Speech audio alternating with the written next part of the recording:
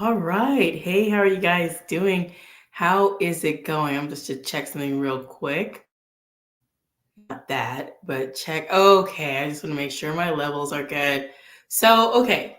I was already on earlier with you guys. If you guys saw that, talking about if it's time for you to move, you just go. So tonight, I'm going to be doing a heart share, a craft and talk and heart share, because sometimes those are things I used to do and I haven't done one in a while. But for those that have been following this journey, there's been a lot of different platforms that I've done craft and chat and craft and share and all those things. So I wanted to do one tonight because I hadn't done one in a while. So I'm going to share a few different things with you guys, some of the different thank you things that I've been crafting and making, and then some of the different stickers and different craft items that I've been working on.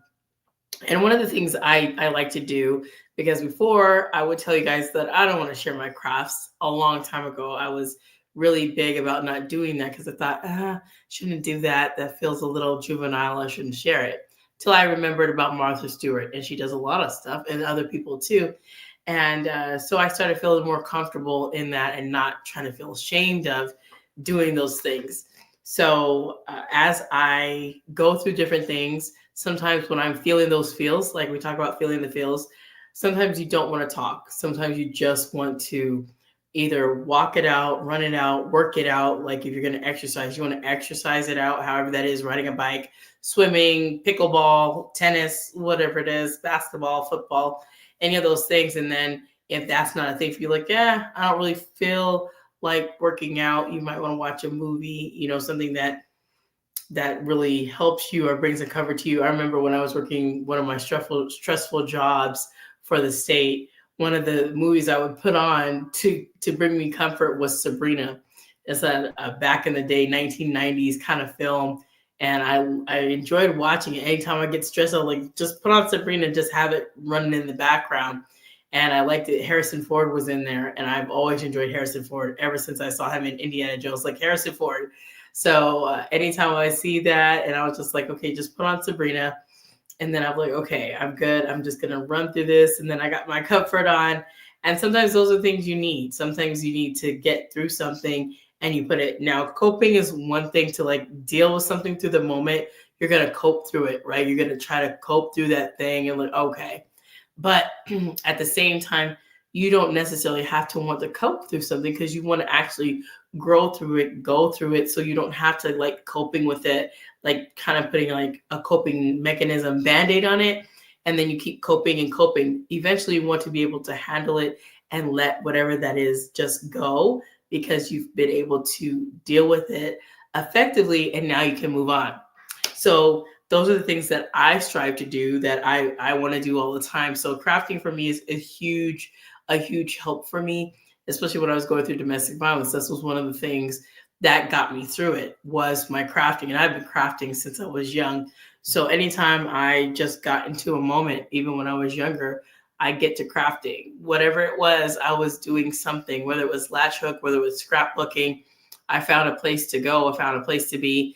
And at the time when my friend and I, we were big into scrapbooking, because I was like, oh, we went to this place in Colorado Springs called Archivers, and that was on Woodman, and we would go there, and that place was phenomenal because they had the classes, and then after the classes, you could go out into the store and purchase more stuff, of course, right? Because you're just big into the scrapbooking. So they had all the die cuts and all the papers and all the cardstock, everything you could want, your heart's content of all the different things, the pens and the glitter and all the different things that they had, which of course, one of those places is like, I wish there was Archivers here, but there's not. And I think it's only in that place over there. They might have some other places, but as I've seen, I've only seen an Archivers in Colorado Springs.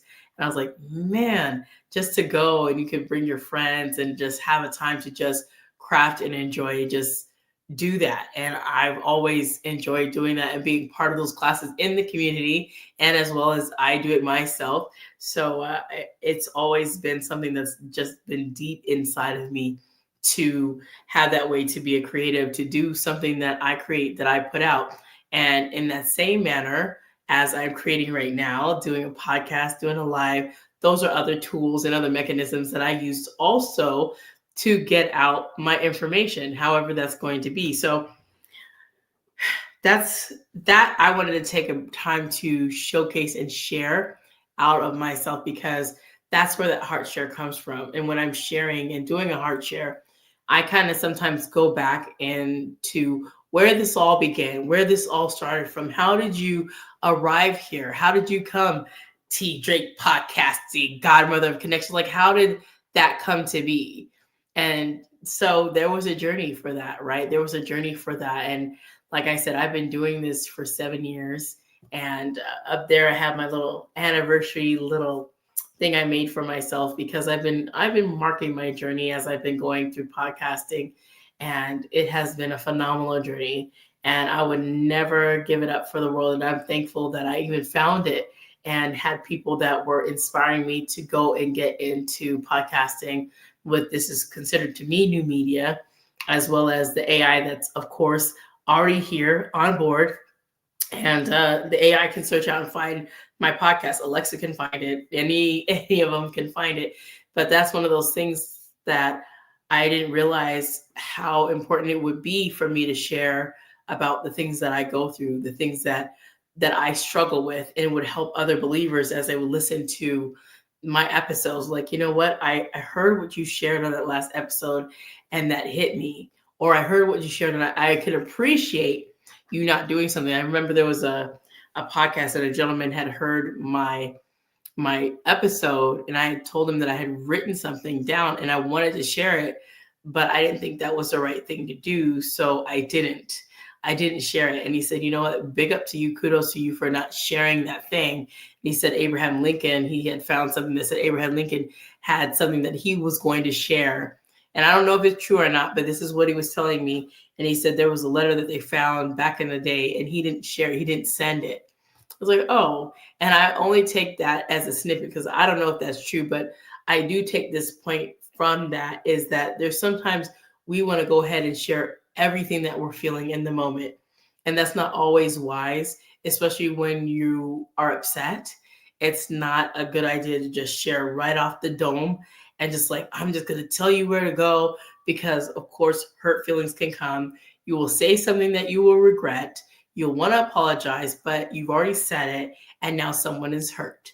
So for me, when I share on my podcast, I share from what I am going through and not trying to really hurt other people. Now, if someone listens to it and like, hey, I don't like what you said. I don't think that's true. I don't believe what you said. Well, they can have their difference of opinion, right? Because I'm giving mine, and they can not agree with my perspective, and that's okay. There's nothing wrong with that. That's one of the reasons I get on here and I share. That's one of the reasons I have my take and somebody else has their take. We're all different people. So we're going to have a different lens in which we see life through. And that's okay, because I'm raised differently from all these other people, and vice versa. We're all different. So one thing I can understand and appreciate is to be respectful and kind to others, regardless if they're kind to me. And that's one of the things that I've learned. I've dealt with some mean and nasty people over my life, and I've dealt with some mean and nasty people today at Walmart. But it is what it is, and I just continue to just be myself. I'm not going to let people or situations or circumstances change who I am, change my demeanor, change me, because the Lord has created me and crafted me to be this way, and I need to not let that dim my shine, pull my sparkle away, and take my bubbly personality away and just turn me into a soursop. I don't want to do that. And there's actually a drink called soursop. It's a Jamaican drink, and it's very sour, but it can be sweet as well. And it's called soursop. So my grandmother would always make it. It's like, here, drink this soursop drink. And of course, when my family got together, if she made it and they were around, normally I wouldn't get any, and I don't know how to feel about that. Yeah, because there was a lot of food that my grandmother used to make, and bless her heart, she's still alive today. She is 97 years of age. And if the Lord blesses me to even see that for longevity, I'm like, wow, Lord, my grandmother is almost 100, and I'm gonna do my best to go out and see her this summer, because you just never know, right? And the Lord has blessed her with 97 years of life. And I'm amazed when I hear how people have lived long. And every time she sees me, she just talks about the Lord and how good He is. No matter what she's facing, she just keeps pulling on and having that faith in God, even at her age. And she'll just talk about God, and she just talks about how good Jesus is. And I was raised with her a lot of my life, between my mother and her. And I'll never forget, living in New York with her for a little bit as a little one, and me, my aunt, and just being all over the place. And then again with her later on in life when I graduated from high school in Mascoutah, Illinois, and living with her in Colorado Springs. So I got a chance to really hang out with my grandmother a lot, right? And travel with her to see some of her friends in New York. And people would tell me, I remember when I changed you when you were a baby. I was like, well, I don't remember you, ma'am and sir. But they remember me. I was like, yo, remember when you was just a baby? I'm like, so awkward. Because you're not, I don't remember them, and I'm sure they know, but they had a lot of stories to tell me. We would tell your grandmother, just leave you here because you were a good baby. I was like, okay. Yeah, that's not weird at all. But we all started someplace. We all started as little babies, and of course we've grown up to be these amazing adults and these powerhouse people that are doing different things now. But when people recall you in your infancy, like, let's not talk about that. So anyway, I'm gonna go see my grandmother, and I hope that I get to, I hope the Lord will allow me that time frame. I don't know if He will. It's all in His will of how long He will allow me. But man, just thinking my grandmother is 97. I just keep thinking about that, like, dang, wow, grandmother has seen so much stuff. I mean, she used to tell me about how she would work in the factory, in the copper factory, because she used to make all these things with copper, and how she worked for certain people, and she just had to do so much. And her coming from Jamaica, because she is an immigrant. So I come from immigrants, and she came from Jamaica and sent for everybody. When she got to London, she was living in England, and she went to America, and then she sent for my great grandmother, my mom, and my aunt and my uncle. So without her and her matriarchal move, I wouldn't be here. None of my family members would be here. My uncle wouldn't be here, who still works for the FAA, and he's up there as a SES, I guess, one of those big head honchos. And whenever things go down, you just don't want to see him. So I just, and when I see him, if there's something wrong, like he saw my car sometime back when he came to California, and my car was damaged, and he had this disgusting look on his face, like, oh, take care of that. You shouldn't be driving around your car like that. Just take care of it. Do something. Fix it. I'm like, okay, so Uncle, I'm gonna need some money to fix it. But the way his standards are extremely high, so I understand that he give me a big problem. Like, have you gone to Jamaica yet? I'm like, not yet. You need to go. I'm gonna go. Eventually gotta go, because I will.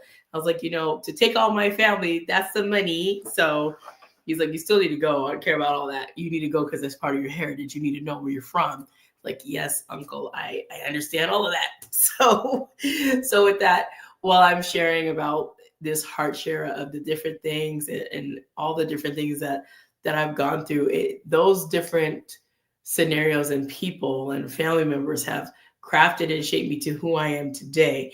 And some of the things that I do not tolerate is because I have family members that would not tolerate it and tolerate zero disrespect. If people ignore you, my uncle would be like, oh, you're going to ignore me? Oh, that's fine, because I don't need to be around you. It's a wrap. Like, he holds no, he doesn't hold his tongue. First of all, he will tell people where to go in a very, very strong manner. And my uncle's very tall. So when he walks into a place and he says stuff, like, people listen and then they take notice. So I come from that stock of people. I don't necessarily move that way, but I do know that I'm quiet and I speak when there's something that I need to say. But most of the time I sit back and I observe and I listen. I listen first. So I have been blessed. with a unique set of family members, and some that have put me through the boot camp of emotional turmoil, right? But at least I can handle when people do little stuff. It's like it's a very small annoyance, and when my family does what they do, it is like gargantuan. It is huge. There's nobody could put a flame to how my family operates, because it's just not going to happen. So when I've been doing all these different events and stuff, even the event that I did, which I just share about that because I said, so it didn't happen. But if I would have told some of my family members, like, yeah, we knew you would totally suck. Who cares? Like, and I'm so glad I didn't share that with anybody. It's just like, oh, they don't even know anything.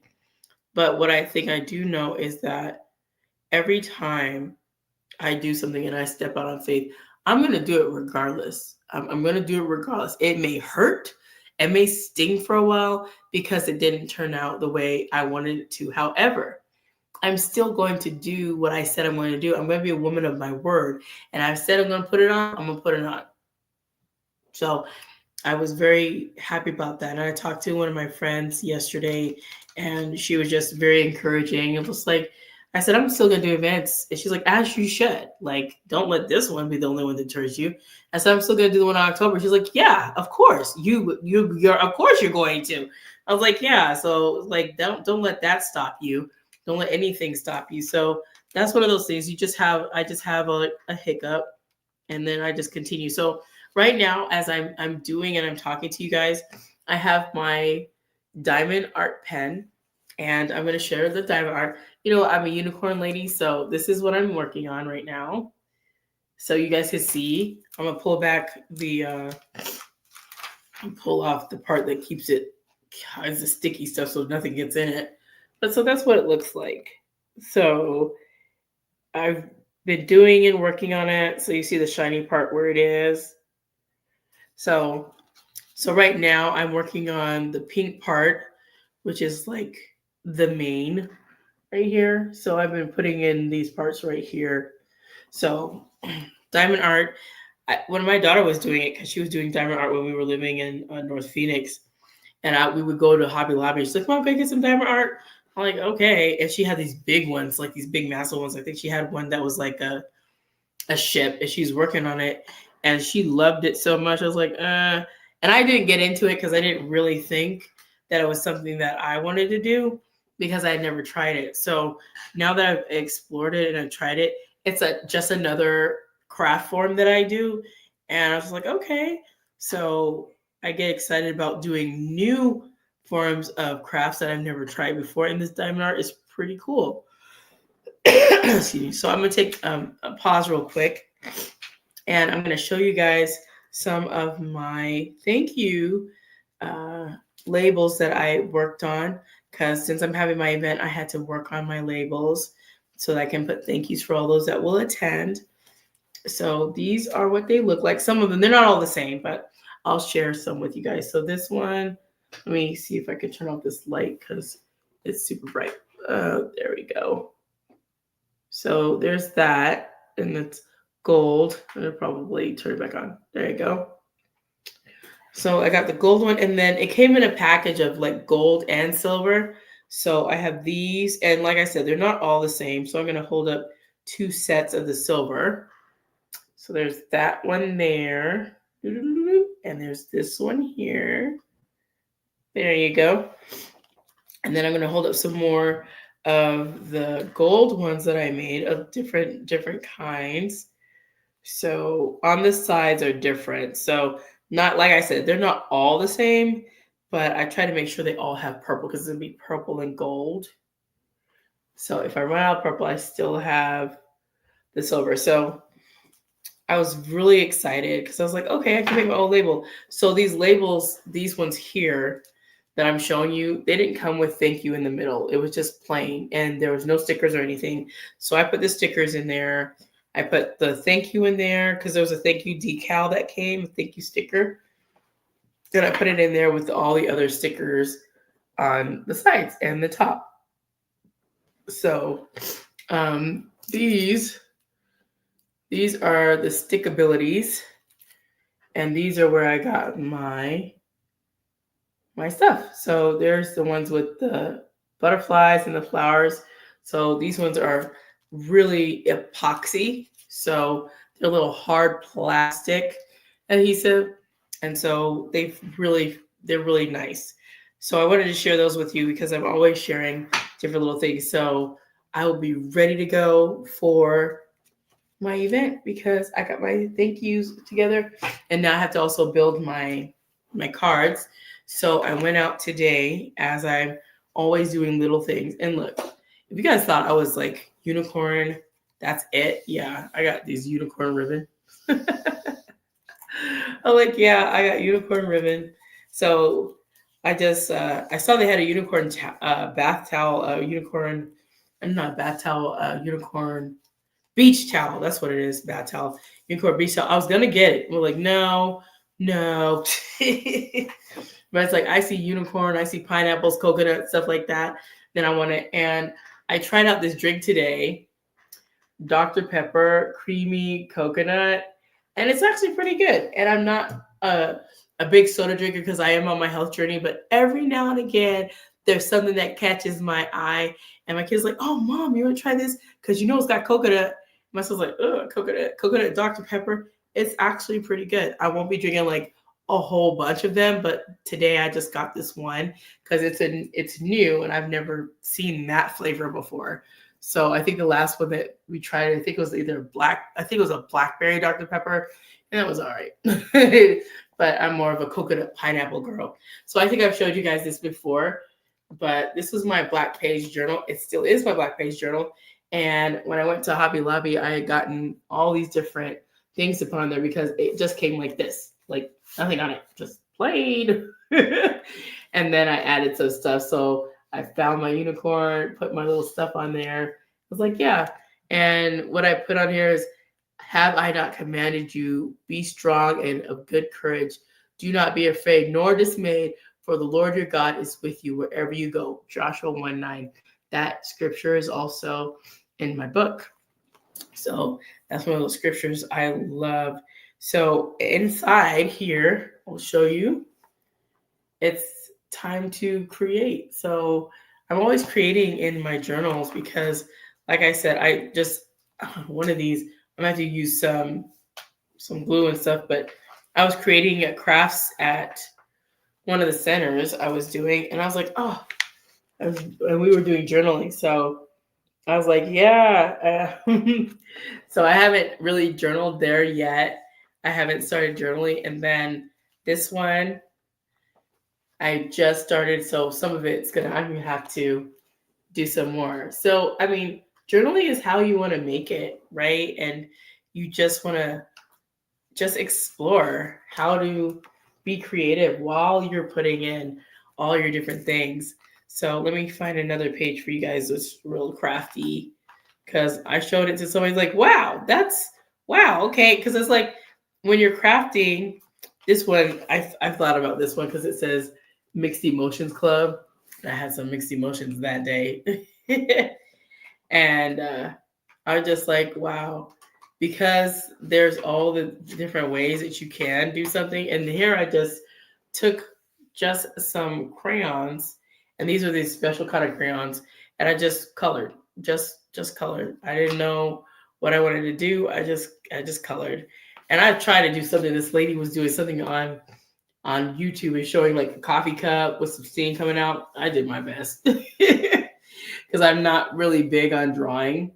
And I love this silver. You guys can see this one is shiny. It's silver washi tape. And I know you guys know I'm a washi tape girl, like washi tape galore. So when I see this washi tape, I'm like, yes. So I'm gonna put this down because I'm gonna be journaling some more in this one. But that was when I would get upset and I just want to just do art and just relax and just let the feels feel. And this one I showed you guys before. This one was from a dear sister from BSF. And she said, I saw this and it's like the Lord said, this was your journal. I was like, really? And so God has made everything beautiful in its time. And I've been writing in here. And some of the journal entries have been with different scriptures. One scripture I put in here was Proverbs 16:3, commit your works to the Lord and your thoughts will be established. The other one was Proverbs 16:9, a man's heart plans his way, but the Lord directs his steps. And Proverbs 16, he who heeds the word wisely will find good, and whoever trusts in the Lord, happy is he. So while I'm in this word, and of course, you guys can know I put in here Joshua 1:9, be strong and courageous, for the Lord your God is with you wherever you go. That is one of my scriptures, along with my life scripture that I told you guys about, which is Philippians 1:6. So when I'm thinking about this, I'm just like, okay. And I got on this one. I was writing in this one, and at the top of this one, it says, a friend loves at all times, Proverbs 17:17. And I have some friends that love at all times, whether it's good times, whether it's a crisis, they're there. And I'm so grateful for them. I'm grateful for real, true, solid friends. Frenemies are not what I'm about. I was like, no, I don't want to do frenemies. And sometimes it's hard to know when you have a frenemy and where they are, because they have to reveal themselves to you. They have to really showcase some things that show you, so you're not my friend. I thought you were, but you were just acting like it. Got it. And still treat them nice, but you understand that you're going to treat them with a long handle spoon, so to speak, as a distance. Because, like, no, we can't rock together if you're on some funny stuff. And then this journal here, because I told you I'm going to show you guys some crafty stuff. This is a craft and heart show, so I'm sharing some stuff with you guys. And this is my journal. This is my journal I write towards my future husband in far away. And it says, trust in the Lord with all your heart. So in here, I just share about different things and just write to him and just put it in here. So I'm not trying to manifest anything. So it's like, are you trying to manifest? No, I'm not manifesting anything. I just write in here as what happened in my day, and I share it, and then I just close it. And when I meet him, I'm like, here you go. But what happened on this day? Whoa, well, I can look back on December 27th, 2024, and this is what's going on. You were doing some BSF group. Okay, got it.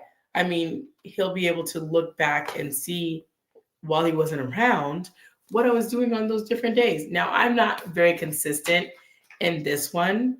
So there's some days that I've skipped, some weeks that I've skipped, and I just get back in there and just kind of like do an update. So since the last time I was in here, this, and this has transpired. So I like doing that, and something for me to just always have in my head about the person who I'm becoming and learning and wanting to aspire to be better for the Lord and be better towards other people, be a better friend, be a better mother, be a better woman. And that takes the Lord doing his work within me. And that's that sanctification process. And sometimes it doesn't always feel good to get corrected. Sometimes it's not a fun process when things are coming off and you're no longer doing certain behaviors. You thought you were going to be going after a certain thing, and for some reason you no longer have a desire, nor a taste, nor wanting for certain things you used to do. And that's a good thing, because the Lord's pulling that thing away. It's like, you don't need to have a taste for that anymore. It no longer serves you. It is never to serve you in the first place. And I'm thankful when he pulls things back, like, yes, Lord, whatever is not of you, take it away. Like, I don't need it. And I remember as I was thinking about my journey through everything that brought me here to Arizona again, I was like, it was a long time in California. And I thought, I learned a lot, though. I learned a lot about me. I learned a lot about being resilient.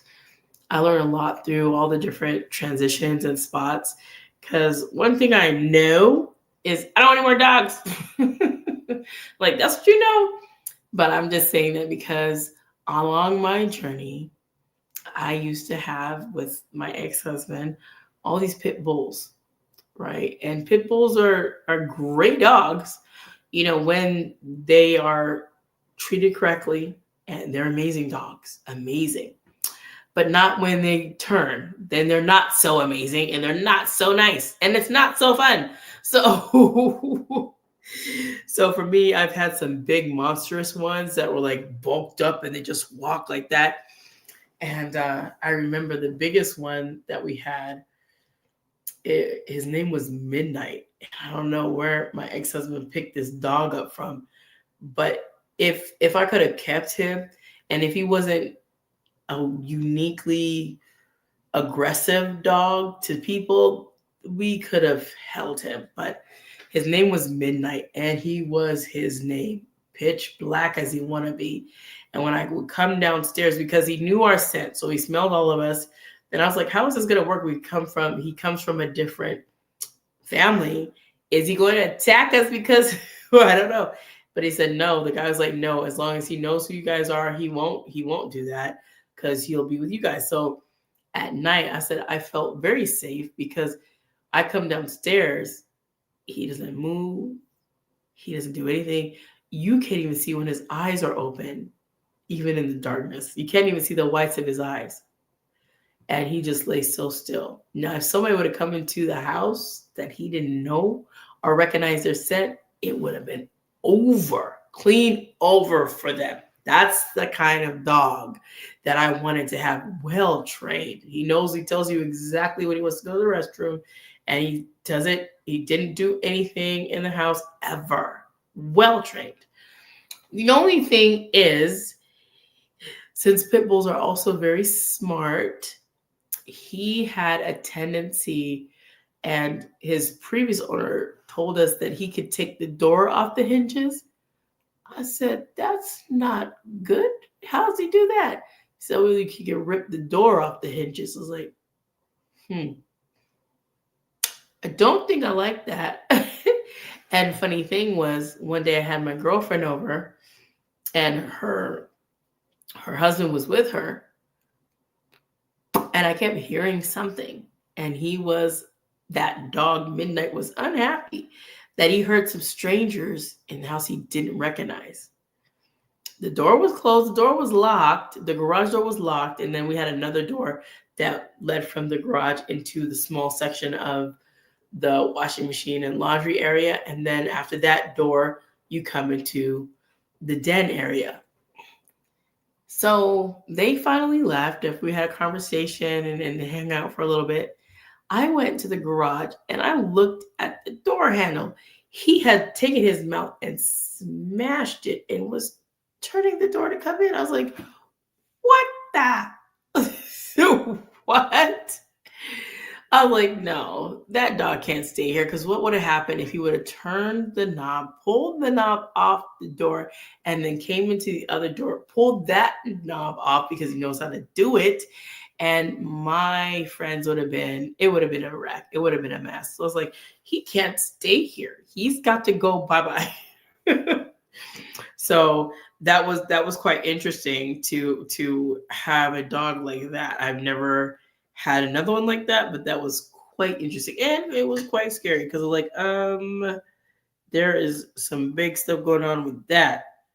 But as I share with you guys on this heart share, all these different things that we go through, they could speak to who you have become and who you are becoming, because the things that you've gone through in your life, all the different things, I'm not just talking about the dog, but just all the different things, all the different people that you've encountered, all the different circumstances and situations, they have made you who you are today. And I used to say, well, if I had stayed in the military, I would have done this, and this, or maybe if I had not gone into the Air Force and gone into the Navy, it would have been different, blah, blah, blah. And my friend has to remind me all the time. He's like, you don't know if going into a different branch of the service would have changed anything. You have no idea. And you have no idea why the Lord did what he did or allowed things to happen the way they happened. Who knows if you would have gone to war and never came back? You may have come back in a body bag. And the Lord's like, you're going to go in, but I'm pulling you right out. So, I had strived for a long time because I just knew in my head, I just said military is where it's at for me. Like, that was all I was striving for, is to do that and become an officer and the whole nine. That was my goal. That's what I wanted to do. And when it didn't turn out, I was just like, man, Lord, it didn't turn out. I was like, I thought I had my whole life planned out, military and just traveling the world and just doing all the things. But the Lord said, it's going to be different. Let's do not that. Let's do something different, so, and it's okay. I made my peace with it. Before, I was so angry, like, man, I had a career. At least I had a career I was striving for, and I had a plan. I was going to do this, and this. And sometimes we can want to plan everything. And I'm a planner. I just like, I want to plan for everything. But one thing you can't plan for is how life is going to maneuver. You can't outplan life. You could try to plan. And I would tell everybody, yeah, have a plan. Like, have a plan. Don't just walk through life not having a plan. But understand, if your plan doesn't go the way that you want, and the Lord is taking you on a detour, or he's pivoting you, be open to being flexible. Be open to his move in your life, is his move, because he is going to move in your life. And it's going to be very much, you're going to know it. It's going to be seen. It's going to be apparent.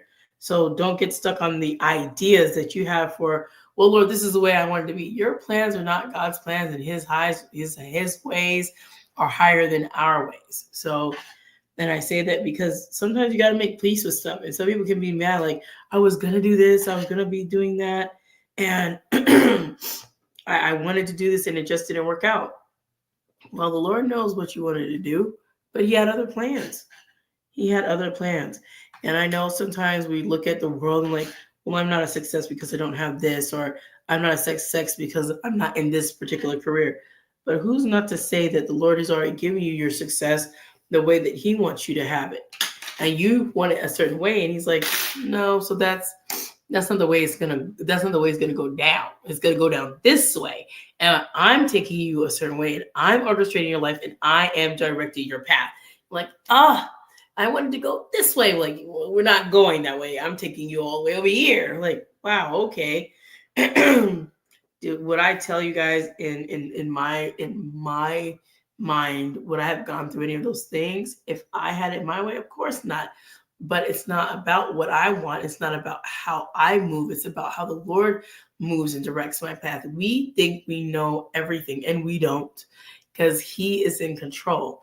And once we get a hold of that and understand that he is ultimately the one that is in control of everything, and you have zero control except for over your thoughts and how you respond to certain things. Because sometimes even your body will go and do its own thing. Like, whoa, why is it doing that? And I can tell you that for myself, because when I was going through those situations with my ex, my body landed me up in the emergency room.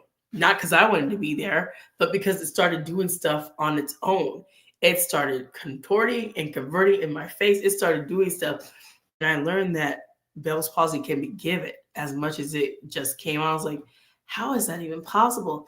And my face till this day still has remnants of feeling things when I get upset or when someone disturbs me. And even right now, sometimes my right side of my face will be a little bit more challenging for me to speak well. And it was never like that before. And even when I eat something that's slightly spicy, because I'm a bit of spice girl, because since my family's Jamaican, we always eat spicy food, so it wasn't a big deal. But now when I eat even the slightest spice, my eye gets to tearing up. I'm like, what the? I was like, it's not even that spicy. But my eyes like, yes, it is. It's very spicy to me. So I'm gonna make you cry. I'm like, wait, I don't want to cry. I don't want no tears to come out for some spice. I love spicy food. Excuse me, but pardon me. But I just, I don't know. Ever since it was a hard time to get my face back to the way it was. And sometimes I still, try to get my feeling back. I mean, it's there, but it still feels like it's frozen. It hasn't all the way come back yet. And it's been a few years, but it's still the remnants of it, it's still there. So people sometimes they don't understand. And I said all the time, and some of the people that say it too, thank goodness I don't look like what I've been through.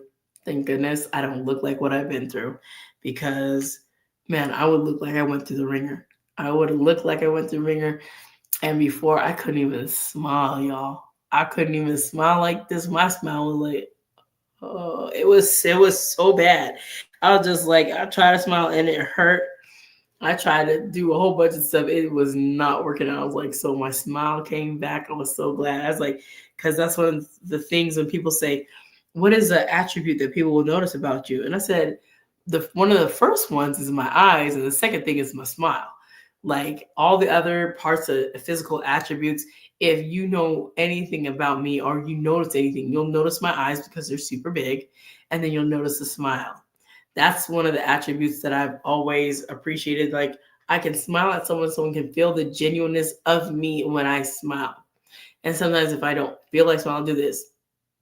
That's not a real smile. That's just like, okay, you know.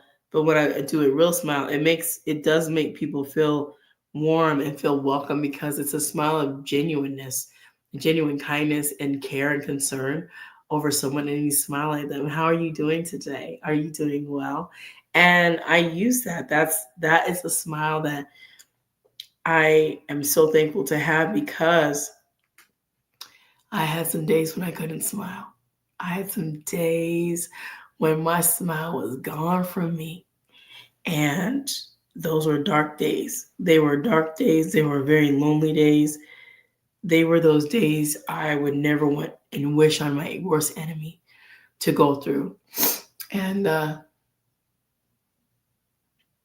thinking about those times, I'm just too thankful to the Lord. I'm just too thankful. And some people like, well, we know what goes on. No, you don't. And some people think they know your story when they've heard a part of it, but they haven't heard it all, right? And that's for me. You may think you know my story, but you know some of it. I haven't told it all. And eventually I will. But at this point, I have not shared it all. And I'm like, okay, well, it is what it is. So I'm like, yeah, I haven't shared it all, but I will. And when that time comes, I'm like, okay.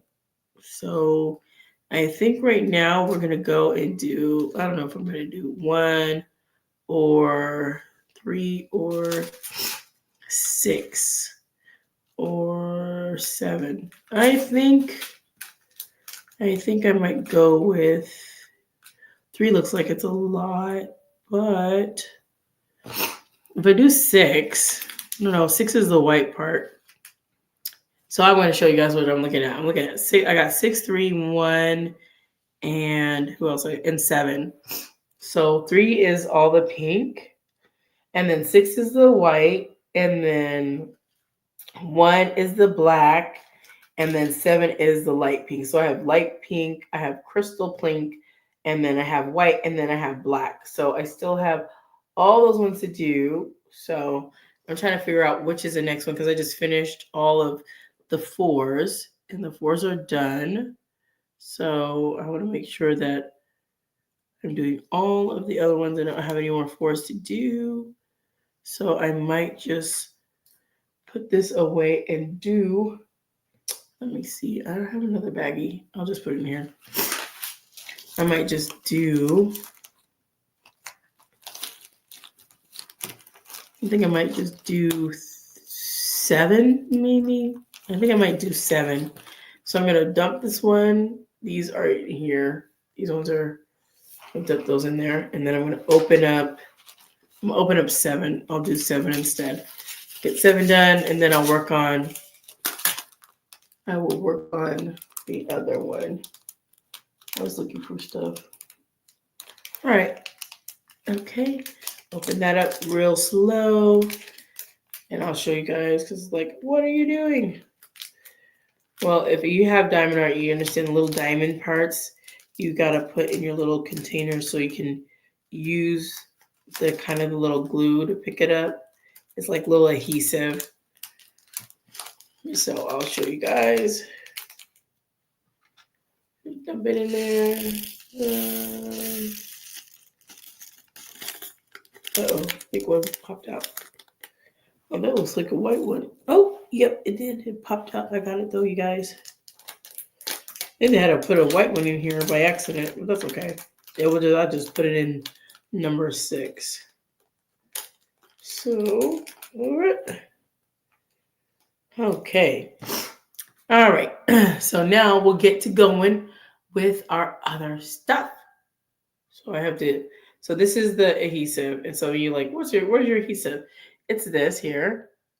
So you just take your little pen, you can see, and you stick it in to get the adhesive on there so you can pick up the little gem art. So I'm going to do it right now so you guys can see, and I'll show you guys some of that right now so you can do it yourself.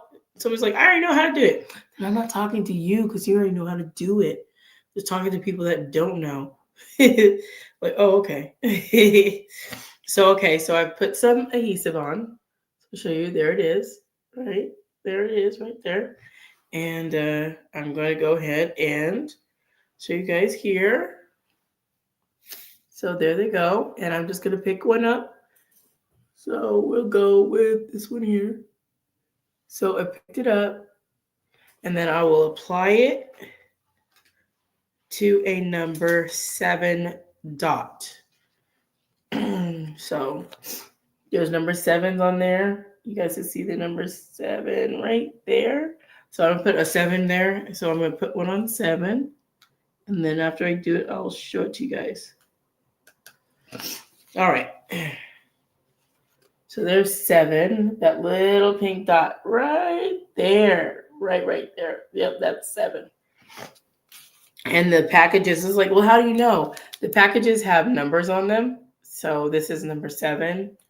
And of course, this tells you it's number 3. There it goes.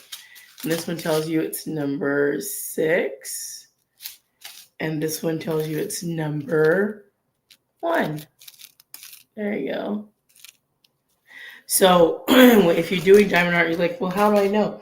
The packages will tell you which ones are which ones for your numbers. And all you got to do is just follow the numbers. It's like a paint by number, but it's like diamond by number. So if you've ever done a paint by number, then it's the same. It's the same kind of methodology, just with the diamond. So once again, I take my diamond right here, and I'm going to apply it to my little part. I'm going to put it right there, this one here. Uh-oh, I lost it.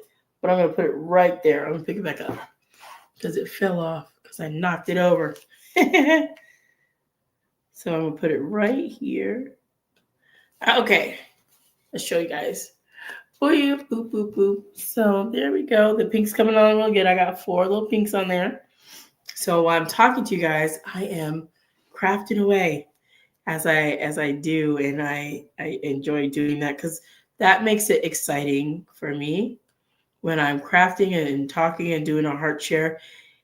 Those are the things that I've done before, and there was a platform because I saw it on Facebook today when I was going, and they had an old live that I did from HAPS, and I really loved that platform. I was so disappointed when they took it away. I was like, dang, why did you guys do that? Because it can stream, and it was streaming like the 5 different platforms at the same time, and it was free to do. I was like, man, it was great. And so when those platforms come on board, I always try to get on them when they're new because you never know how long they're going to last. Like when Blab was around, Blab is gone.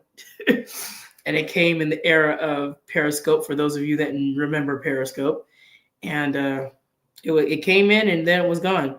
But you use them and you try to get on them as much as you can because you never know if they'll come back.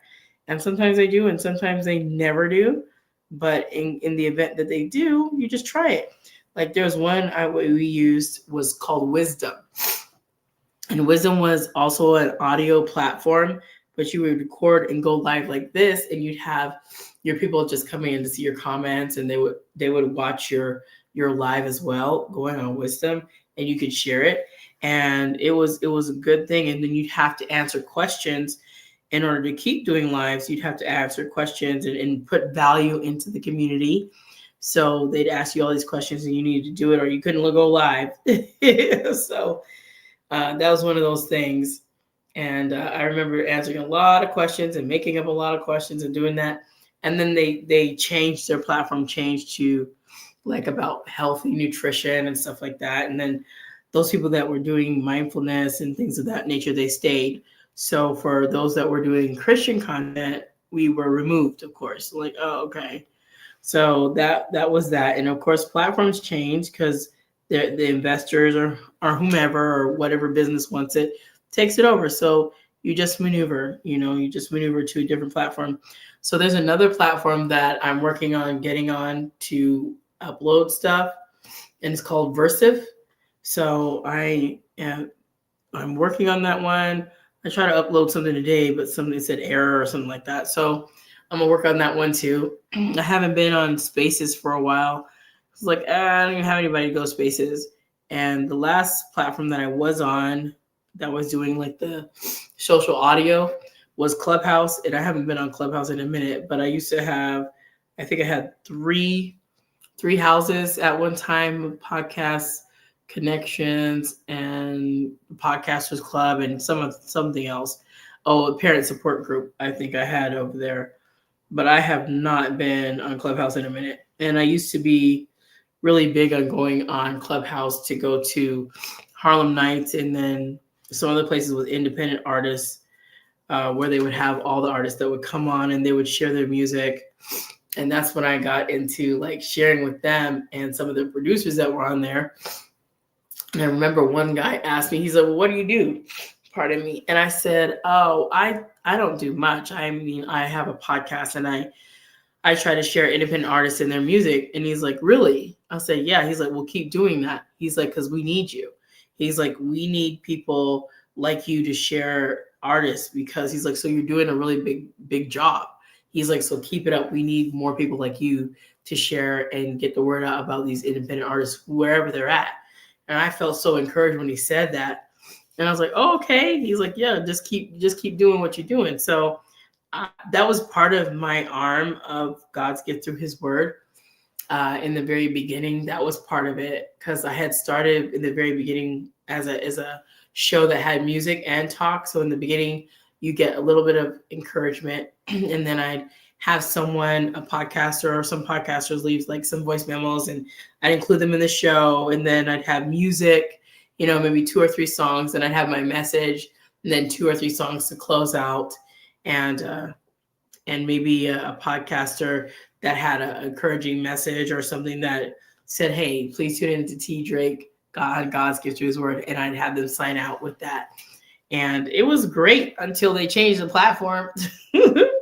So they always change it and always move the needle of how you can get more listeners and things of that nature. But as long as I keep doing what I'm doing, I'm just not going to stop. And if they ever change a platform to say, hey, we need you to get off of here, this platform, because we're changing it again to something totally different, then I'll just have to find another space, but I'm not going to stop doing it.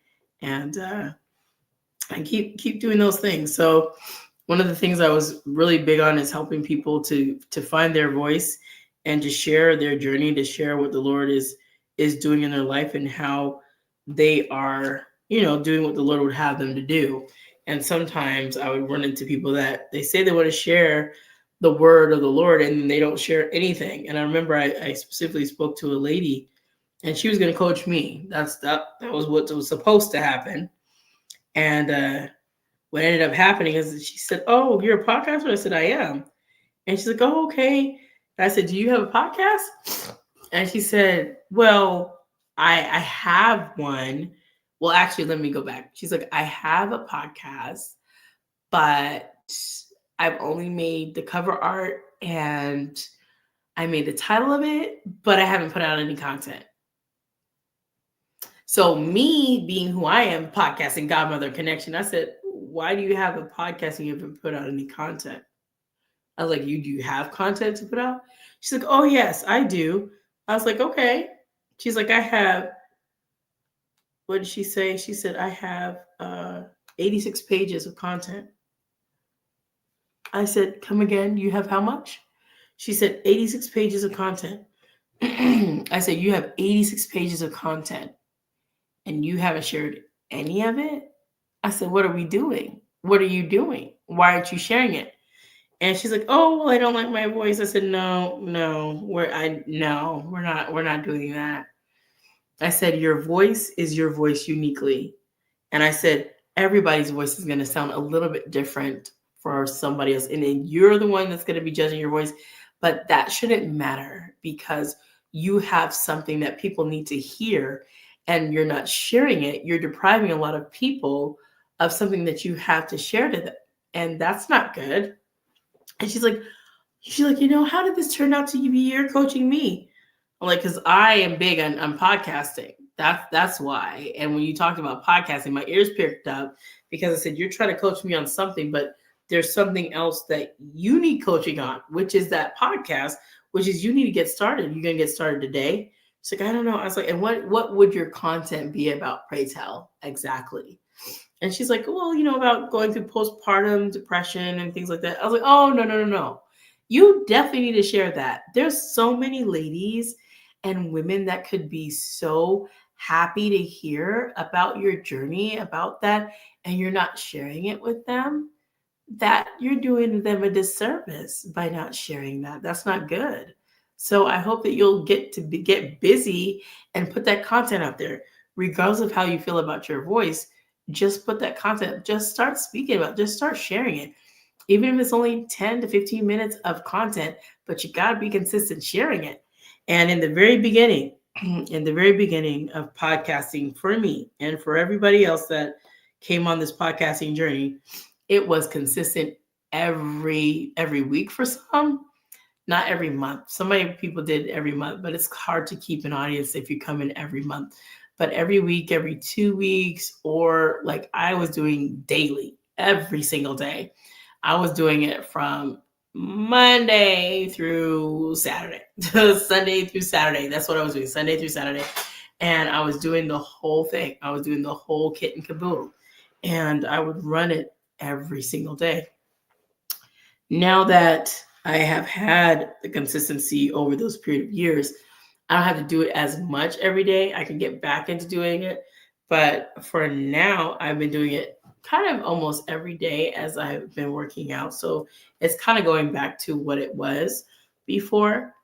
But when I had a couple of things that came in, and one of the things is when there's other things I'm doing for my family, sometimes those things get in the way and I can't fully be immersed in podcasting as I'd like to be. And that takes a moment. And I wanted to share about when you have family and you have things that are kind of pressing, don't beat yourself up if you can't get content out. So that's a tidbit for you. If you are a podcaster, or if you're just somebody who just likes to get on and you like to just do your social media and you just like, hey, I just like doing social media, and you're doing it and you're like, okay, well, don't get discouraged because you have something that's pressing. Sometimes we get sick, sometimes family gets sick, sometimes things happen and you have to take a step back. There's nothing wrong with that. Do what you need to do. Take care of yourself, take care of your family, and then come back to it, right? Come back to it. Don't get yourself all stuck in like, oh my gosh, I didn't put it out. Because I used to be like that. I used to be like that about everything. Like, I can't believe I didn't do this. I can't believe I didn't have this together. And I would go ham on myself. Like I missed my deadline because I used to get up early in the morning at like 4:00 and have to make sure that it was out before 6. So I was like, I gotta hurry up and make my content and hurry up and get it out because I would give myself a deadline. So I was really big on that deadline. And I was like, oh no, I can't be slacking like this. And I was on it and I didn't miss a beat. You couldn't tell me. I was already up. I was already doing it. And of course, sometimes now I still get up at those hours, like 3 and stuff. And when I get up, I'll just automatically just drop to my knees and pray and say, thank you, Lord, for waking me up. Because sometimes I'll be up at 3:00 in the morning, just giving him praise and thanks and thanking him that he woke me up. And every time I was like, okay. And I remember just being up at 3:00 in the morning a lot of the times to write my book and a lot of times to get myself together to get my kids out the door of where we were living in a transitional facility and get on the road so I could be at my parents' place by 4 o'clock in the morning and try to catch some sleep over there. But it was just a lot. And like I said, I'm so glad I don't look like what I've been through. And I hope that if your journey has been unique to you, and it should be unique to you, and you think that, hey, this is not right. This is not the way my life was supposed to turn out. Will you just remember that God is in control and that He knows exactly where you're supposed to be? And He's going to maneuver your life the way that He wants. And just be open to, like, okay, Lord, this didn't pan out the right way. I know you have something else, or you have a different mission for me to do in a different place. And when that time of where you're at is up, it is up. And He just moves you. And there's nothing wrong with that. The Lord does what He will. The Lord giveth and the Lord taketh away. In any regard, in any manner that you see that He's doing, He's the one that orchestrates it all, and He's in control of everything. So never get discouraged or downhearted when you're like, oh, this didn't go the way I wanted it to go. Well, the Lord had other plans, and always remember, He's seen you on that day. He's already been to that day.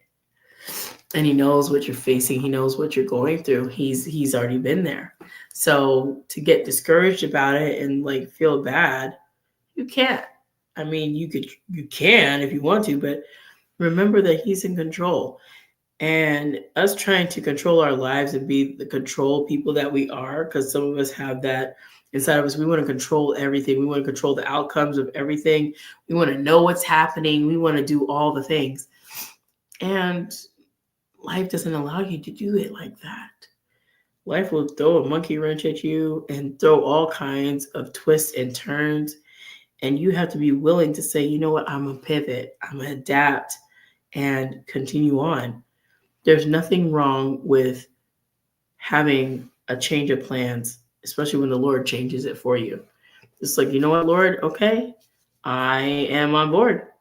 And even if you think, Lord, I don't know how this is going to work out. Well, that's his lane.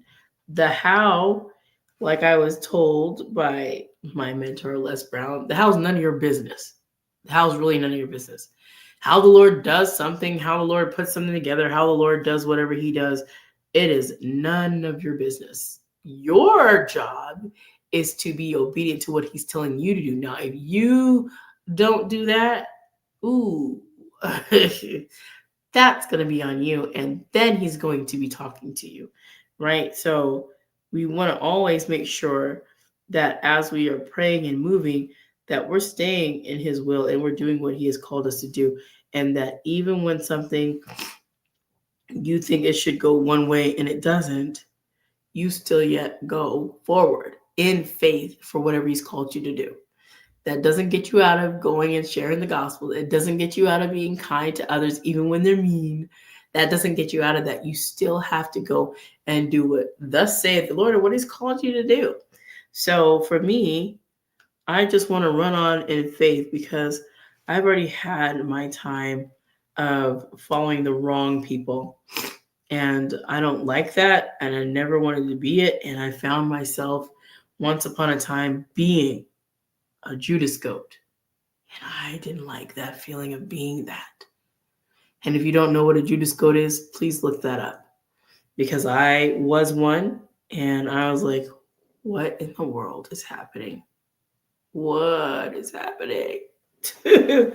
What is happening?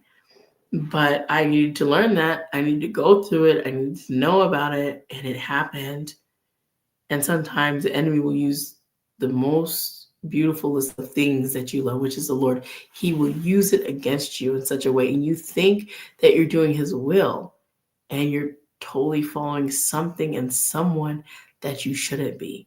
But thank goodness for His mercy and His opening of our eyes when we don't understand. And we think that, oh, well, I know what's up. But do you really? Not, you don't really know.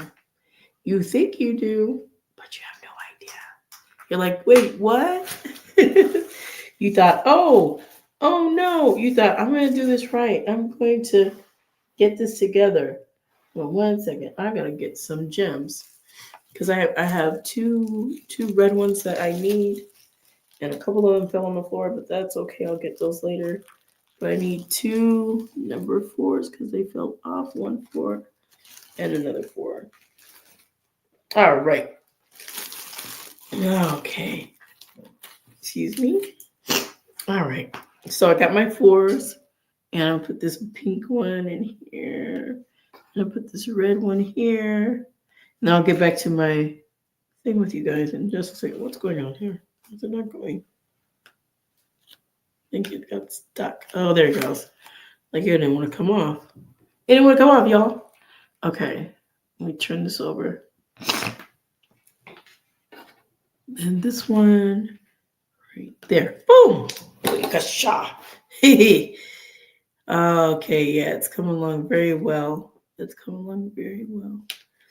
Okay, I'm almost done with the pink, and I'll show you guys in a minute. But back to what I was saying. My time of following around people and being a Judas goat, I totally was not happy about doing that. And I learned some long, hard lessons, and people could laugh a ton of bunch, and I would be so embarrassed. And like they say, embarrassed. I would be embarrassed about how things transpired. But it was a learning experience, and I learned. It might have been a costly experience, but I learned. And those experiences that cost you, sometimes those are the costliest but most helpful lessons in life that you'll ever do. So, as I'm almost done with the pink, I'm getting somewhere, y'all. I am getting somewhere. It is coming along. I'm just like, come on, pink. Come on, pink. I went the other day to this new Hobby Lobby in Casa Grande. I was too thrilled. It was a big store. I was like, what? And it had so much stuff. I was like, oh my gosh. It was like a candy store for me. I was just like, oh my gosh. They have everything. Everything, everything. And playing some good Christian instrumental music. I just love it. And I said, if I could open up a crafting store just like that, I surely would. Because I said, you can tell me I would be doing crafting classes all day. Like, where's Chica? Where's T Trick doing another crafting class? Well, I thought she just did one. She did just do one. She's doing diamond art now. What's she doing now? She's doing the journal. She's doing a journal class? Yeah. What's she doing now? She's in scrapbook. She's in the scrapbook class. You couldn't keep me out of those classes. Like, you don't have to teach all the classes. You can let somebody else teach all. Oh, yes, I will on a different day. But today, I'm going to run out about 6 classes before it closes. I was ahead. Classes end at this time, and we have normal classes. And they'll be like, oh, that would be good stuff. Like, what is she doing now? Oh, she's over there doing latch hook. Latch hook? Yeah, she's doing latch hook classes. Like, oh, okay. So that's one of those things that it's a blessing to me to be able to have that and to be able to share. And the last time I had done some crafts, and someone had asked me to make them some cards. I was like, I don't think I could do it. And they said, yeah, we looked at your desk and we think you can do it. I'm like, what? Yeah, those pens, you made those pens yourself? Yes. Okay, then you're just the person I'm looking for. Can you make some cards? We'll pay you for it. I'm like, okay. And sure enough, someone paid me for the cards to make baby invitations. And then someone paid me to make Christmas cards. I'm like, oh, man. Those Christmas cards, they were amazing, if I do say so myself. They had so much glitter. They had so much glitter. I was like, It's not a Christmas card. It's not any card with me without glitter on it. There, like, it needs to have some glitter. Even men, I'll get some men colors, like black or some dark blue with glitter. Listen, you're getting glitter, sir. Like, I don't like glitter. Like, Pastor Jay, I always talk about him, but I remember I sent him something through the mail, and I put some glitter in there. Not to like be a glitter bomb, that's what he called it, but I always put some glitter in there. And so when he opened it, all the glitter, I guess it exploded in his face or whatever. I don't know why he did. I don't know how he did it, but the glitter exploded somehow. And he called it a glitter bomb, and then glitter went everywhere. And sometimes when we talk, every now and again, he'll have this moment where he's like, "Oh, guess what I'm looking at?" I'm like, "What?" "That piece of shiny thing in my beautiful wooden floor." "What are you talking about?" "That glitter from the time you said." Now, mind you, I sent this thing some years ago, and the glitter is still there. So he's like, every time the sun comes in and it hits that place in my floor, I just think, Tanika. I'm like, oh my goodness. It's just some glitter. Like, yeah. It's like, I don't know if he's traumatized by it. I think it's funny. And yeah. And the last time when we did that event, the so-called podcast exposure, I put some glitter in his gift bag. I got him a gift bag with some stuff, some trinkets, and some little fun stuff in there. And he opened the bag and he threw it out on the bed, like the glitter stuff. And he's like, "Can you eat it?" Like, "No, you can't eat it." He's like, "Well, why put it in there?" I was like, "Because people put it in there. It's just a decoration. You're not supposed to eat it. You're gonna eat it. Don't eat it." Like, don't eat their decorations. But I said next time if I did it, I was gonna get us some glitter candy because they do have confetti candy that you can put in and you can eat it. But he's like, "No, I don't want no confetti candy. I don't want that." I had to laugh. I just had to chuckle to myself and chuckle out loud. Like, you can't eat that. So we'll put it in there for us. Like, because it's decoration. Hello. He's like, "I don't want it in there. I can't eat it. I shouldn't mess with it." I'm like, okay, why you want to eat the decorations? But yeah, it was fun, and I have good times just thinking about all the different kind of craft stuff that I do and making little things. And I remember I made this lady. She was I was selling Avon at the time, and she wanted to do a Mother's Day gift, and I said okay. And she said, "Can you make my mom a bracelet? Because I want to take it to her."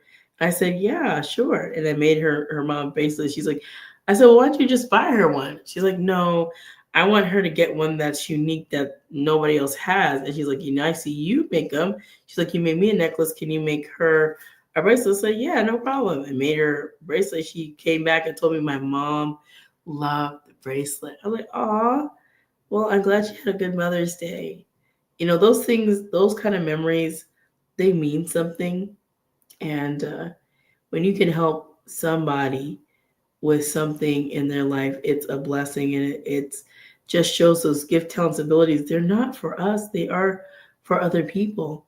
And when we don't share it, we are robbing people of those gifts, and we're robbing people of how we can help them and we can assist them, because we're here to be helping people. We're here to support people. We're here to encourage people. And of course, we're here to get people saved, get souls saved for the kingdom, and get souls saved into the body of Christ so they can go into the kingdom and not have to worry about their eternal security. Their eternal security is wrapped up, tied up, tangled up in Jesus, and they'll be good to go. And that part is the amazing part that we're all called to do. Oh, I did it, y'all. I'm going to show you guys all the pink. I did it right now. Ooh, I got some more pink. Hang on. I got a few more pieces of pink, and then I'll share it to you guys because I'm almost done. I didn't know there was another side because I thought it was just in the main. But these are just a few little pieces left, and then we'll be ready to go. So anyway,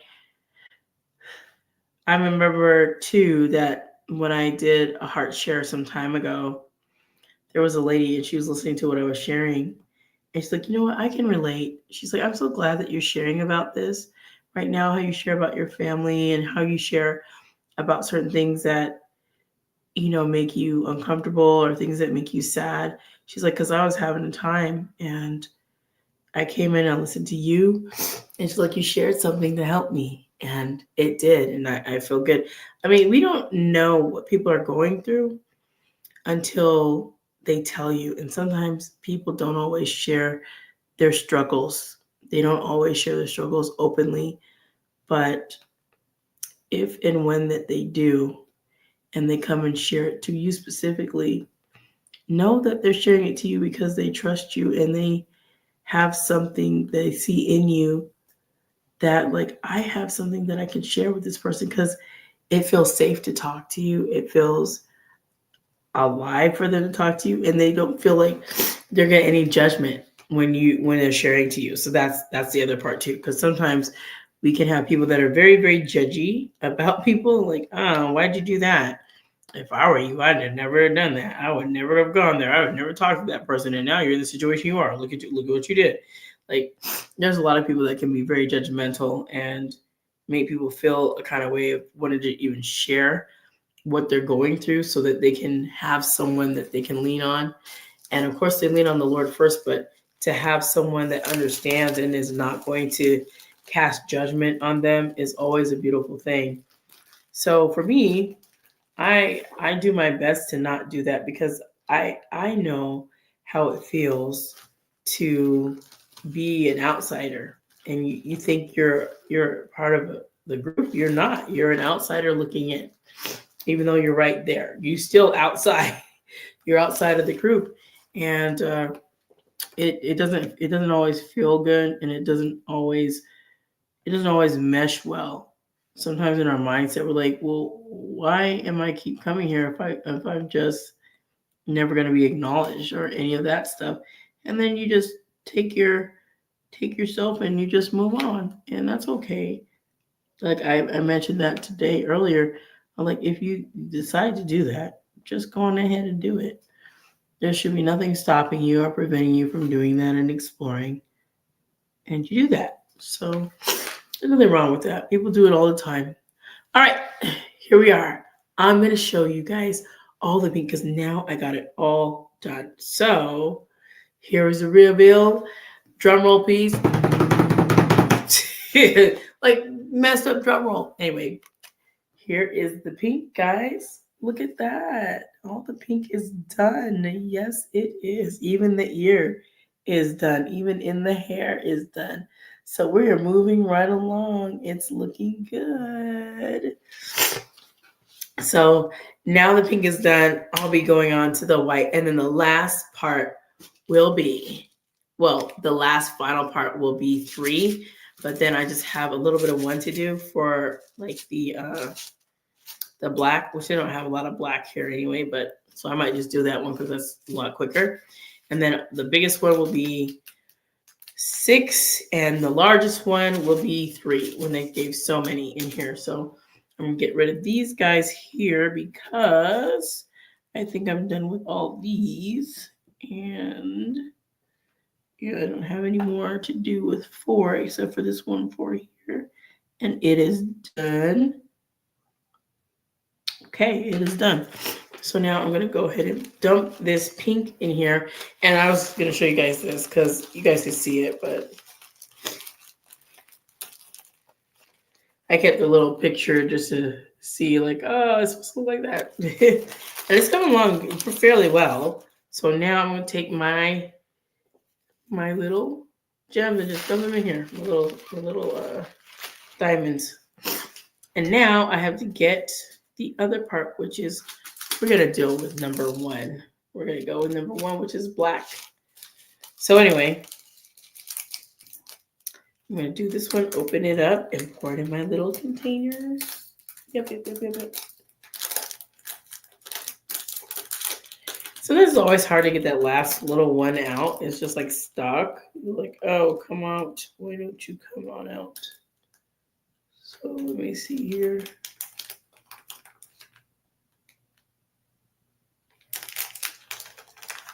Oh, I have 2 actually. Okay. Oh no, I ended up having, 1, 2. All right. So I'm almost done. And after this, I will probably let you guys go because we have had some time to share And I guess the last thing I'm going to share with you guys is the envelopes, the empty envelopes I got from Hallmark. Well, I got it from Walmart, but Hallmark makes them. And then usually what I do with blank cards is I just juice them up. I just use my washi tape. I just make them all kind of nice. And those are going to be like thank you cards. And I'm going to get some, excuse me, I'm going to get some other stuff. You know, today, since it was so windy, I was like, wow. I mean, I was like, I'm thinking I got it under control, but I'm like, no. It was a windy day today, but still yet thankful that I could walk.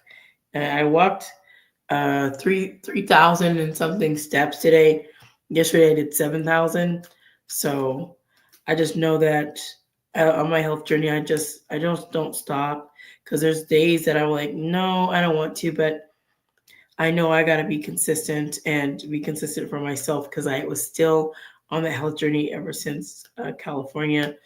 And man, I was just so glad that when I was doing all my stuff and going up and down stairs and up that treacherous hill, oh my gosh, there was this treacherous hill in San Pedro where I lived, and I would walk down, and then when I would walk up, oh my gosh, and I would do it every morning. And I stopped doing it in the morning because I started seeing creatures' eyes, like, ah, I don't want to. I don't know what those are, but I don't want them staring at me, whatever they are, and they're just watching me. I was like, I need to get home, because I never know. And we had, where I was, we had foxes, we had bears, we had coyotes. They also had mountain lions. I was like, yeah, I can't. And we were actually up in where they actually have bears. So I was like, no, I probably shouldn't stay out here. So let me see. I think I finished. I did a lot with you guys. You guys are helping me get done. So I did the black now. The black is done. You guys already know about the pink. You guys already know about the other red part, and we are just moving right along. So now I'll just have to do the white and the last fancy pink. So this one is like a really shiny pink. So you can see it's a really shiny pink. Totally different from the other one. And then I just have the white color left. There you go. You can see it's white and shiny. So it's been a good time. But before I go, I'm going to share some things to you guys. I forgot to share my butterflies and then the box of cards. So let's go ahead and do that right now. I'm going to go ahead and take these diamonds here and dump them in here so I don't lose out, and maybe I'll use them again some other time. But these are a set of 200 Hallmark cards, empty cards to make, and I'm going to be using those to make my cards. And so I've already pulled out the purple. I might pull out some yellow ones, but if I could just pull out the purple ones, they have these single cards, which are really nice. Single ones and not envelopes. These are single cards. So I will make a front and I'll make a back really nice and put some bows and some butterflies on there and some things of that nature. And then they had come with cards, the envelopes, actually, blank envelopes, blank cards, so that it's a blank canvas for me, and I can create it however I want and design whatever I want on it. And so it comes with these colors. So along with that purple, there's pink, there's orange, there's the teal, and then of course the yellow that could be considered like a gold, but is a pastel. And so I'm just like, yeah, let's go. Let's go with the cards. So I had 200 of those, and I'm going to be working on making cards for those. And these are the last things I want to show you guys, because I had some butterflies that I got, and these are Hallmark. They're not Hallmark. These are holographic. A Hallmark is in my mind. These are holographic ones. So I'll be using these on something. And then these are the die cuts. These are the die cut ones. So I'm going to open these and take these out and show you a few of these. At first, when I saw these, and I got these ones from Michael, and oh, let me show you the back. This shows you the different types that are there. So when I first opened this one, or first got these from Michael's, I was like, oh, do I have to like glue the whole thing on with the backing of the paper? And then I looked and said, it said vinyl die cut. It said it was a sticker, But I was like, no, it's not a sticker. But then I found out it was a sticker. So here's one, and it's so nice. And look at that shimmer and shine, right? That's your girl's favorite, shimmer and shine. And here's this one. And these are really big, so I'll be using this for some other things. And these two, they look similar, but they're totally different. So you can see they're different. So I'm not going to share every single one of these, but I'll share this one here, and then I'll share the gold ones. There's that one there. And I'm always so impressed with going to these hobby stores because they have a lot of the things, and especially Michael's has a lot of the stuff I use. Where the lady, her name is Kathy, and from A Window Between Worlds does touchstones, and I might share that with some people here. And the touchstone from A Window Between Worlds, if you don't know that organization, they're in California, A Window Between Worlds, and they help to craft art through trauma. You know, you're crafting art through trauma, and you're getting out of that, and it's very trauma informed, and it's good stuff. So I learned a lot being out in California, and had a lot, like I said, I had a lot of connections, and of course I can't bring my connections here, but it's okay. Hopefully one day I'll find some of my peeps, some of my tribe. So anyway, here's this one. This is gold. And here's another one. Like I said, I'm not going to share them all, but I'm going to share some of them. And then this one here, this one, if you guys can see that one. And then this one. Isn't that so pretty? They're really, really beautiful. And so like I said, I can be more thankful to be able to craft things and release sometimes some feelings that of angst or sadness or whatnot. And I can just craft away and not have to worry about it. And when people say stuff about it, I don't take it personally anymore about how people think my crafting is juvenile. I remember somebody said that to me. It's like, you craft? You mean with popsicle sticks and stuff? I'm like, not like that. Those are crafts. I mean, I could make stuff like that, but that's not what I'm doing. But sometimes I don't understand because in different spaces, this is considered recreational therapy, and in other places, it's considered art therapy, and it really is something that's cathartic and therapeutic when you are creating and you're crafting and you're working out different types of art. So sometimes people don't understand that,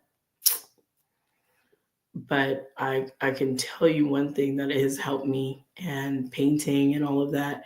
If there's anything that I can do, I do it. And I've been doing, like I said, I've been messing with this stuff for a long time. And let me see, not the last, but I remember I was part of this initiative in Colorado Springs to be part of the community and kind of almost like be an ambassador of the community and care about the community.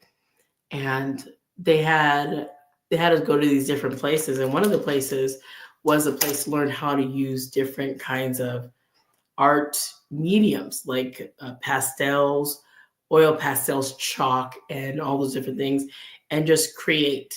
They said it doesn't care what you created, just create and just let your hands just create whatever and see what happens. And I found that that's what I did with one of the groups I was teaching. And I said, just go ahead and just start creating, and your body will create something for you. Now, that's why sometimes when we see abstract art, some of us may not be able to understand, well, what was the artist thinking at that time when they did this kind of artwork? Because it sometimes to our natural eye doesn't make any sense. But if someone looks hard enough, like, well, I can see when they splattered the paint, they did it in such a way that it shows the pain, or there's a deep red line going through all of the green and the blue, and I wonder why, right? And you can sit there and talk about art and philosophize or philosophicalize or making up words. Be really philosophical about art, especially if it's abstract. You just have to think and try to figure out what was the artist in this particular art, what were they trying to convey.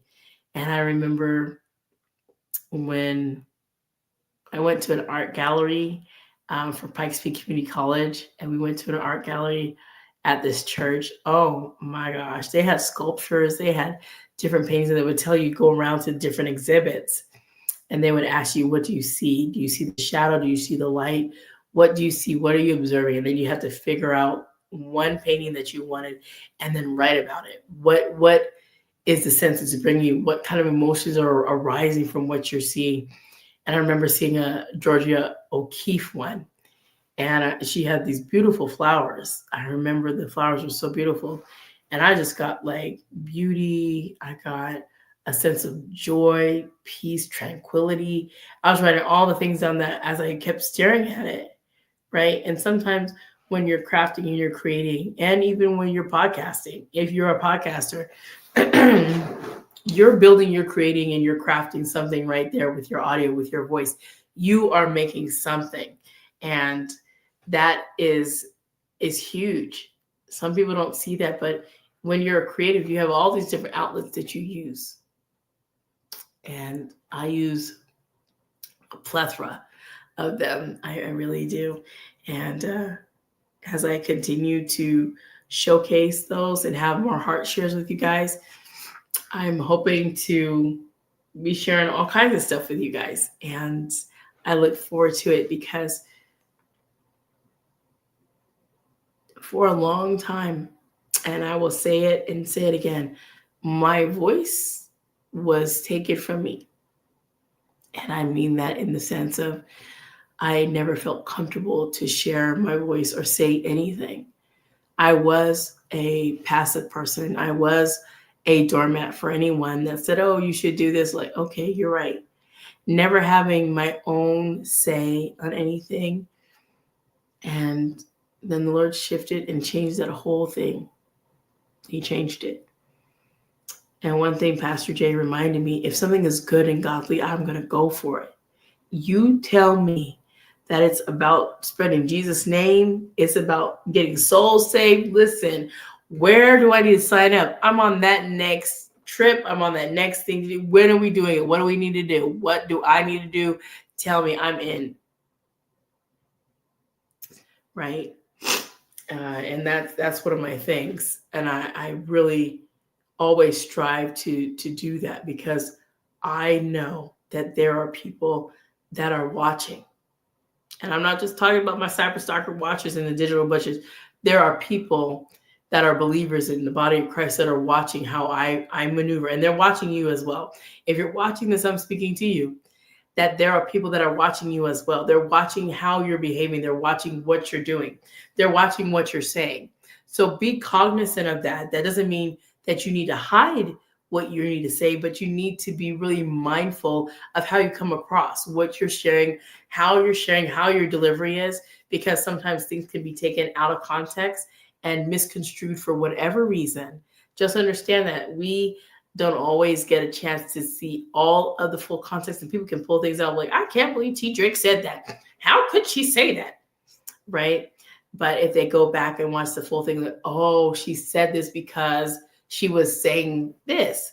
And it happens all the time. It happens all the time to different people when we take things that we think that we know, and we just take a snapshot of something, and we kind of isolate this one particular thing, and then we try to use that as a whole narrative, and which people do for the Bible all the time. They isolate a word or phrase, and then they plaster that through the whole entire Bible. Like, wait, no, you can't do that. Like, that's not how it works. And you're not taking the full counsel of God. You're just twisting scripture to benefit you for whatever you're trying to do. So always have to be mindful of that, and how we move and how we act and how we come across. And it's not to say that we don't have feelings. It's not to say that we don't get upset. It's not to say we don't get angry. It's not to say that we don't get disappointed or discouraged or any of those things. Those feelings come. Being sad, right? They come. Being hurt, it comes, right?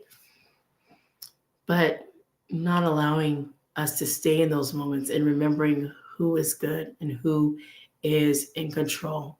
And when we remember that we serve a mighty God, even the things we don't understand, He has already given us a hope in Christ Jesus. So even when loved ones have gone on to glory, we know we have a hope that we will see them again, and that our job is to do the best that we can to see them. But we got to do our part, and we got to be out here sharing the gospel. One thing that I would never want the Lord Jesus to ever say to me is, "Depart from me, I never knew you." I just loathe to hear that. It's a scary passage to me. It's a scary set of scriptures to me. I think it's one of the scariest scriptures in the Bible to me, along with the ones in Revelation with all the woes and the bowl judgments. Those are pretty scary themselves. But at the same time, the "depart from me, I never knew you." And people going to the Lord and say, "Lord, didn't I prophesy in your name, cast out demons in your name, did all manner of things in your name, Lord?" And it says, "Okay, but I don't know you. I don't know you." And those will be the people that have been calling on Jesus and saying stuff, but not knowing the power therein, not understanding, having a form of godliness, but not being godly at all. And sometimes we have to be careful as to where we go and where we land, because there's certain things that people may do, and it may seem godly. Like the word says, there is a way that seemeth right unto man, but the way therein is death. There is always, for certain people, there is something that seems right, right? But there is a totally different aspect when it's not right. And seeming and being are two different things, right? Something can seem right, something can look like, act like, be like, and it's not. That goes for like church, right? That goes for church. And I've known some churches that they look like, seem like, smell like, act like, but they're a whole not not church. And I'm missing my word right now, but it'll come to me because I used to talk about it all the time, because the different churches that I got to peruse, I was like, okay, I knew what kind of church it was when the way that they approached me. I was like, no. And I was like, no, it's that's not it. Like that's not the way. So you have to be very mindful and be very careful when you are maneuvering and trying to do your best to follow rightly what the Bible says, because there are those churches that they just run similar to what the real Church of Christ is doing. And it's hard. It is so hard to understand that. And you're like, huh, why is it like that? And I remember I had a friend, and she had come out of another faith, and it wasn't Christian. It was a different faith altogether. And she found herself, a newly converted Christian. But when she found herself going to this church, the church was a whole cult. It was a cult. And she was so disappointed. It's like, oh, so I leave one faith that wasn't wrong, right? I go to this one that's supposedly supposed to be Christian, but it was a Christian cult. And she hightailed it out of there. And I seen her recently, some years later. But man, it changed her. She has changed. And sometimes those things can hurt really deeply for people, right? So I I just felt for her. And I was like, I know you just wanted to have that, and it changed. It changed for her. And I didn't want that for me, and I don't want that for you. I don't want that for you. So what I realized is the word I was looking for is apostate churches. There we go. So be careful, because there are churches that, like I said, they act like, seem like, and I have talked about those before, and they have heretical teaching. And you just have to be very mindful and be sensitive to those things. And you got to sit and listen. And so it's like, well, how do you know? You have to sit and listen if you don't know the word. And the word is what guides you to understand if you are sitting in an apostate church. And if you are, you'll hear key things that go against the word. You'll hear it, you'll recognize it, you'll know. And like, the word didn't say that. And the reason you would know is because you were like a Berean. You were searching the scriptures. And when people said something, if the pastor said something, or the deacon said something, or the elder said something, you went back and checked the scripture. Like, yeah, that scripture don't say that. It don't say that. It doesn't mean that. Because sometimes people will take stuff, they will change it, they will conflate something in the scripture, and it doesn't mean any of those things that people have said it means. And one of the things that I remember that someone said, they said, well, Jesus will open up the windows of heaven and pour you out a blessing that you have room enough to receive. Well, that was literally talking about rain. But the way certain churches will spin it was like, pour you out a blessing that you have room enough to receive. They'll change it into money, or some abundant blessing of a house or car or some materialistic thing, when that particular scripture doesn't mean anything like that. That's just one. I won't get into the other ones. I might do some of that later. But this I just wanted to share because I was talking about apostate churches. So you got to be careful. And if you understand how you're researching and how you study the word, like for me, one of the things that's key is if I'm always studying the word, there's no room for deception. But when I was deceived, because I had word, but I didn't have enough of it, and I didn't have a lot of studying of it. So I was deceived. That was on me. And plus I was going through some things, so that was still on me because I didn't know.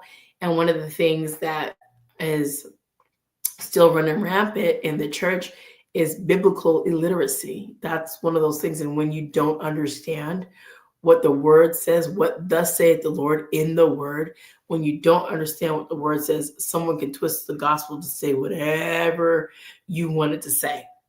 You can twist every single scripture in there to your benefit, and to make someone feel guilty, to make someone feel ashamed about themselves, to make it feel all way bad. And it can, and people have done it, and people still do it. They did it back then, they'll do it now. So just be mindful.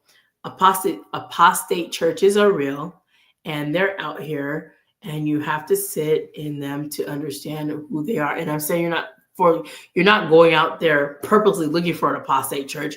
You'll know when you sit in the church, you'll realize if they're an apostate church. You'll realize the kind of teaching. And there'll be certain aspects like, I don't like that, because that's not what the word says. And if you're gauging by what the word says, then you can't go wrong. There's something that I remember in the word. It says, when you know to do good and you don't do good, then you are sinning. You are sinning because you're doing something, you're going against your own conscience, and you never want to do that. And Pastor Jay had pointed that out to me before. It's like, you don't want to go against that. You want to do what's right, because if you know to do good and you don't, you're actively sinning. So you got to be careful about that. Got to be mindful. So anyway, I'm going to get out of here because I think I have shared with you guys, and I've talked with you guys, and I have my heart shared, and I feel good. I feel better, 1,000% better. Praise God. And I'm here for it. I'm here for you guys. So once again, I thank you guys for being here. I'm still looking for people who are independent artists. If you have music and you want to share your story, you want to be interviewed about your music and how you got here, please do reach me at ggthw, the number 18 at gmail.com. I'm always looking to find independent artists and share their music and how they got into it, how they got into doing a whole bunch of stuff that they do, because that's what I'm here to do. As a sister in Christ, I'm here to share that so that other people can, find those people, find them. So you want to do it, right? You want to do it. So I'm going to do it here. I'm like, yes. I'm like, okay.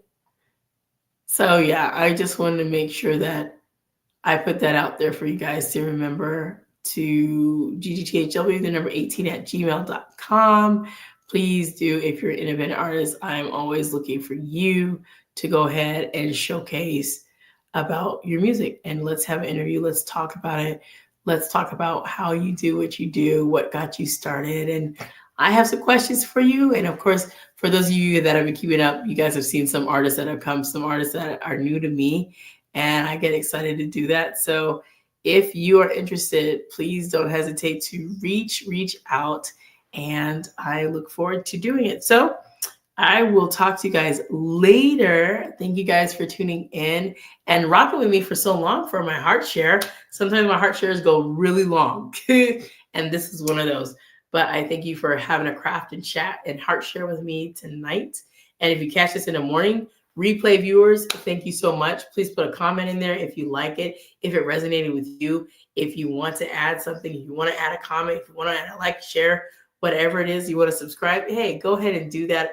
I would be very appreciative of that. And definitely keep your comments respectful. If you're going to drop one, please do. And let me get back to you as soon as I see your comment. So thank you guys for tuning in. Remember, I love you with the love of Lord Jesus Christ, but he loves you immensely way more than I ever could in this life. I can't, but I still yet love you. And remember, a big kiss from me to you.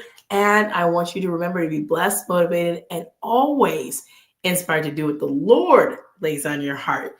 You guys have an amazing, blessed day, afternoon, night, and maybe you catch it in the morning. But whenever you catch it, I hope that you will have a great rest of your day, whatever time you watch this. You guys take care, and thank you for tuning in. Bye now.